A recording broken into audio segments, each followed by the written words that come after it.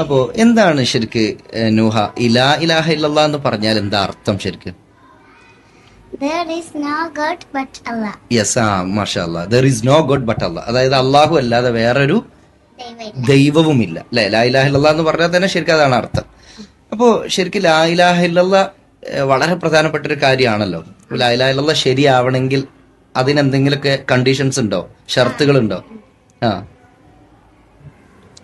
ഇപ്പൊ ഒരു ചായ ആവണമെങ്കിൽ കുറച്ച് ഇൻഗ്രീഡിയൻസ് വേണം. തീർച്ചയായും. വെള്ളം തിളപ്പിക്കണം, ഉം, വെള്ളം ഒഴിക്കണം, ഉം, അങ്ങനെയൊക്കെ. ഉം. ശരിയാണ്. അതിലേക്ക് നമ്മൾ പഞ്ചസാര ഇടണം, ചായപ്പൊടി ഇടണം, അപ്പോഴാണ് ചായ ചായ ആവുള്ളൂ അല്ലെ. അല്ലാതെ വെള്ളം തിളപ്പിച്ചുകൊണ്ട് മാത്രം ചായ ചായ ആവൂല. അപ്പൊ ലാ ഇലാഹ ഇല്ലല്ലാഹ് ആവണമെങ്കിൽ കുറച്ച് കണ്ടീഷൻസ് ഉണ്ട്. കുറച്ച് കണ്ടീഷൻസ് ഉണ്ട്. മാഷാ അല്ലാ. എന്തൊക്കെയാണത്? ഒന്ന് ഇൽമ്, ഇൽമു വേണം. ഓക്കെ. അൽ യഖീൻ, അൽ